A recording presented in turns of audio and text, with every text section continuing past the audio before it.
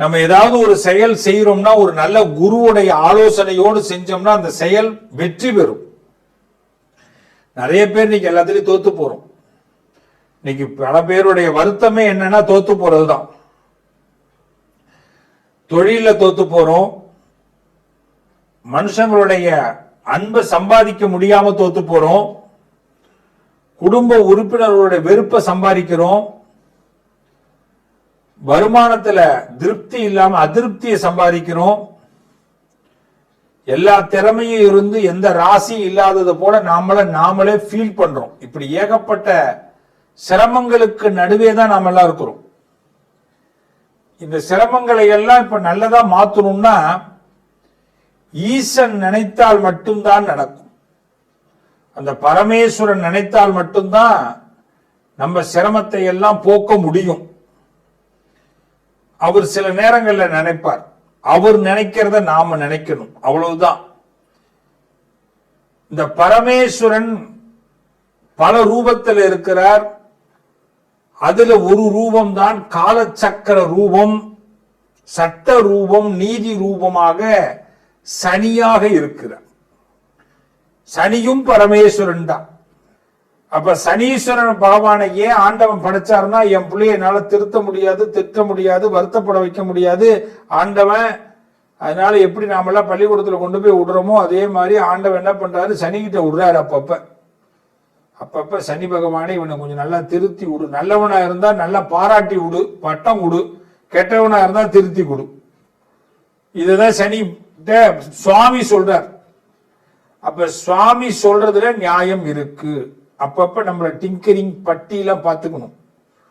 அப்பப்ப நம்ம over oil பண்ணிக்கணும், சர்வீஸ் பண்ணிக்கணும். நம்மள எப்படி லேப்டாப்லயே நம்மள சர்வீஸ் பண்ணிக்கிறோமோ அதே மாதிரி நம்மள நாம சர்வீஸ் பண்ணிக்கணும். இப்படி சர்வீஸ் பண்றதுதான் சனி, அவருடைய வேலை. இப்ப நம்மள அவர் எப்படி சர்வீஸ் பண்ண போறார் அதை தான் பார்க்க போறோம். வாங்க பார்த்துடலாம். தான் சும்மா இருந்தாலும் தன் சதை ஆடும் அப்படின்னு சொல்லுவாங்க. தான் ஆடாவிட்டாலும் தன் தசை ஆடும் சொல்லுவாங்க. தான் சும்மா இருந்தாலும் சும்மா விட மாட்டாங்க. யாராவது போட்டு நம்மளை வம்பளுக்கு விடுவாங்க, பிரச்சனையை உண்டு பண்ணுவாங்க. அது நம்மள விருச்சக ராசிக்காரவங்க மட்டும் இல்லைன்னா மற்றவங்களுக்கு எல்லாம் வியாபாரமே இருக்காது. விருச்சக ராசிக்காரவங்க மட்டும் இல்லைன்னா மற்றவங்க குடும்பத்துல சந்தோஷமே இருக்காது. இவங்களை பத்தி விருச்சக ராசியோட கஷ்டத்தை பேசி மற்றவங்க எல்லாம் சந்தோஷமா சிரிப்பாங்க. விருச்சக ராசியை கேவலப்படுத்தி பேசி மற்றவங்க எல்லாம் சிரிப்பாங்க. விருச்சக ராசிக்காரவங்களை பத்தி எதையாவது துஷ்டமா ஒரு வார்த்தையை சொல்லி ஆனந்தப்படுவாங்க. இப்படிதான் விருச்சக ராசிய பல பேரு அப்படிதான் யோசிப்பாங்க வீட்டுல. ஆனா உண்மை என்ன தெரியுமா, விருச்சக ராசிக்காரர்களுக்கு இது எல்லாமே தெரியும். தெரிஞ்சும் அவர்களோடும் பழகி கொண்டிருப்பார்கள். ஏன்?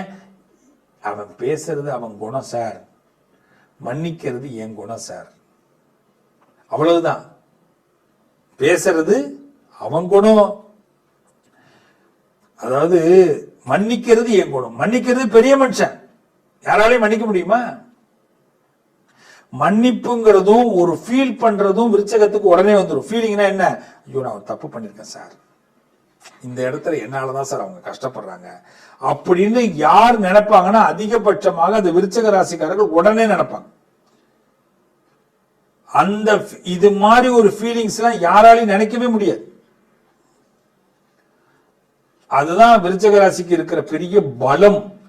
அதனாலதான் கடவுள் நிறைய நேரத்துல விருச்சக ராசிக்காரரோட பேசுவார்கள். இந்த கனவு நிறைய வரும், கனவுலாம் வரும். கடவுளே கனவை போயிட்டா அது கிடையாது. கனவுனா என்ன? நல்லது கனவு காண முடியும், சில பேரை உணர முடியும், சில பேர் நமக்கு பிரச்சனை பண்ணுவான்னு தெரிய வரும். அப்படிப்பட்ட விருச்சக ராசிக்கு இப்ப பூர்வீக புண்ணிய ஸ்தானத்துல சனி பகவான் 5வது வீடு பூர்வீக புண்ணிய ஸ்தானம்.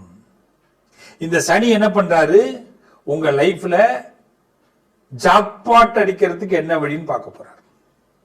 நீங்க ஏதாவது பணத்தை ரெட்டிப்பாக்கணும், லாட்டரி வாங்கணும், சொத்து சேர்க்கணும், பகையை வெல்லணும், இப்படிலாம் நினைச்சீங்கன்னா இந்த சனியினால் அது நடக்க போகுது. நீங்க பண்ண புண்ணியத்தினால் பூர்வீகம் யோகத்தை பெறப்போகிறது. உங்க பிள்ளைங்களுக்கு நீங்க சந்தோஷமான செயல்களை செய்து பார்த்து சந்தோஷம் அடைய போறீங்க. உங்க குடும்பத்தில் இருந்த உறவுகள் இருந்த பிரச்சனைகள் விலக போகுது. உறவுகள் மூலமாக இருந்த மன வருத்தங்கள் வெளியில போக போகுது. சோ விருச்சிக ராசிக்கு எந்த பக்கத்தில் இருந்தும் லாபமே தவிர நட்டம் கிடையாது. ஆக அந்த சனி பெயர்ச்சியில உங்களுக்கு அதாவது பாத்தீங்கன்னா பூர்வீக புண்ணியஸ்தானம் 5ஆம் இடம் பஞ்சமகாஸ்தானம் சொல்லுவாங்க. இந்த 5வது இடம் பஞ்சமகாஸ்தானத்துல சனி உள்ள வர்றதுனால பக்குவம் அதிகமாக வரப்போகுது. இவ்வளவுதான் பக்குவம். இந்த பக்குவம் அதிகமா வர்றதுனால உங்களுக்கு என்ன பலம் கூட போகுது, பதவி கிடைக்கும், அரசியல்வாதிகளுக்கு நல்ல முன்னேற்றம், வேலை பார்க்கறவங்களுக்கு இன்கிரிமெண்ட் கிடைக்கும், பொண்டாட்டி புருஷன்கிட்ட இருந்த பிரச்சனைகள்லாம் நீங்கும், பொண்டாட்டி கிட்ட பாராட்டு வாங்குவீங்க. இன்னும் ஓப்பனா சொல்ல போனா பொய்ன்னு தெரியாமையே பொய்ய காப்பாத்துவீங்க, பொய் சொல்லுவீங்க, ஒரு பொய்யை செய்ய வேண்டிய கட்டாயம் இருக்கும், அது பொய்யனே வெளியில காட்டிக்காம ஆண்டவன் உங்களை காப்பாத்துவான். அதான் பஞ்சமகாஸ்தானம். இப்போ தைரியம் வந்துடும். இந்த தைரியம் தான் விருச்சிக ராசியுடைய பெரிய விஷயம், பெரிய சந்தோஷம், பெரிய முன்னேற்றம். அதனால நீங்க முன்னாடி பண்ண புண்ணியங்கள்லாம் இப்போ உங்களுக்கு பலமாக போகுது. விருச்சகத்திற்கு வியாபார நோக்கம் இப்ப கிடையாது, வசீகர நோக்கம் ஏற்பட போகுது. வசீகரம்னா என்ன?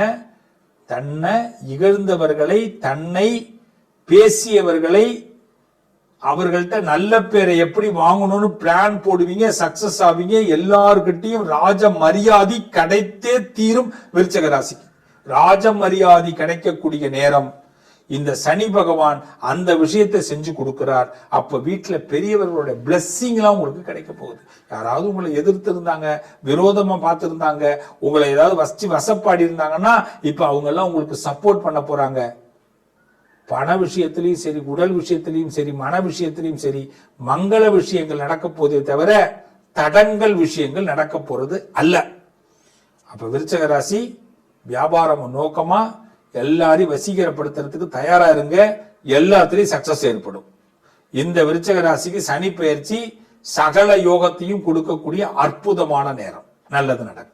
இந்த பரிகாரம் போது எல்லாரும் பண்ற ஒரு பெரிய தப்பு என்ன தெரியுமா? யாருக்கு தெரியாம போய் பண்ணிட்டு வரும், அதுதான் தவறு.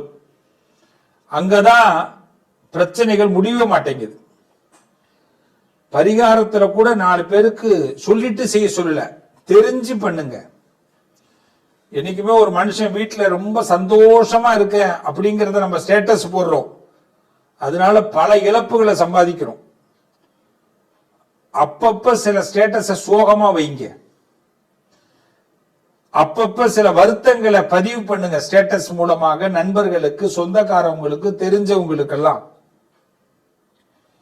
அப்போ குடும்பத்துல மத்தவங்க எல்லாம் ரொம்ப சந்தோஷப்படுவாங்க. என்னைக்குமே நல்லா தெரிஞ்சுங்க, உங்க உறவு தான் நீங்க கொஞ்சம் கீழே இறங்குனா சந்தோஷப்படும், உங்க உறவுகள் தான் நீங்க வருத்தப்பட்டா சந்தோஷப்படும், உங்க உறவுகள் தான் பினான்சியலா நீங்க டவுன் ஆனா ரொம்ப சந்தோஷப்படுவாங்க, உங்கள் உறவுகள் தான் உங்க வீட்டில் ஏதாவது தேவை நின்று போயிட்டுனா ரொம்ப சந்தோஷப்படுவாங்க. அப்ப உறவுகளை எப்படி சந்தோஷப்படுத்தி பார்க்கணும்னா ரொம்ப சிம்பிளா சொல்றேன். நீ கஷ்டப்படுற மாதிரி, வருத்தப்படுற மாதிரி, வேதனைப்படுற மாதிரி அப்பப்ப பாவலா காட்டு, அவெல்லாம் சந்தோஷப்படுவான். அதுல உனக்கு வந்த கஷ்டம் போயிடும். இதுதான் 12 ராசியும் செய்யணும். யாருக்கு யாரும் இழிச்சவங்க கிடையாது, இழைச்சவங்க கிடையாது. என்னைக்கு ஒரு மனுஷனை ரொம்ப நம்புறோமோ அவன் நம்மள ரொம்ப சுரண்ட போறான்னு அர்த்தம், வேதனைப்படுத்த போறான்னு அர்த்தம். அப்பப்ப அவனுக்கு நம்ம கொஞ்சோண்டு திருப்தி ஏற்படுத்தணும். விட்டுட்ட கொஞ்சம் லாஸ் ஆயிடுச்சு சார் அப்படின்னு சொல்லணும். என் பொண்டாட்டி என்ன திட்டா, என் புருஷன் என்ன திட்டா, கடிச்சு புட்டான்னு கூட சொல்லுங்க, தப்பு இல்லை. என் ஃப்ரெண்டு என்னை ஏமாத்திட்டான், என்ன பண்ற, என்னடா சோகமா இருக்கேன்னு எவனாவது வாரம் ஒரு தடவை உங்களை கேட்கணும். என்னடா வருத்தமா இருக்கேன்னு கேட்கணும். ஏன் சார் இப்படி ஆயிட்டீங்கன்னு கேட்கணும். ஏன் சார் உங்களை ஏமா இப்படி டல்லா இருக்கிறேன் அப்படின்னு கேட்கணும். ஏமா பொலிவிழந்து போயிட்டேன்னு கேட்கணும். இப்படி கேட்க தூண்டுங்க. என்னடா இப்படி எல்லாம் பேசுறேன்னு நினைக்கிறீங்களா? அவங்களுக்கு ஒரு சந்தோஷம், நமக்கு அதுல ஒரு ஆனந்தம். அவன் சந்தோஷமானாதான் நம்ம எல்லாம் நிம்மதியா இருக்கலாம்.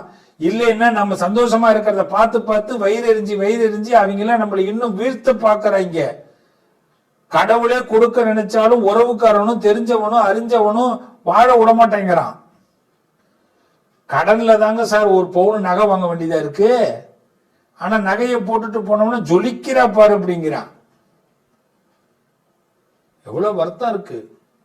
பிள்ளைகளை ஒரு இடத்துக்கு ஆளாக்கி தேலாக்கி நல்லா வரணும். நான் பெத்தவங்க எவ்வளவு கஷ்டப்படுறோம்.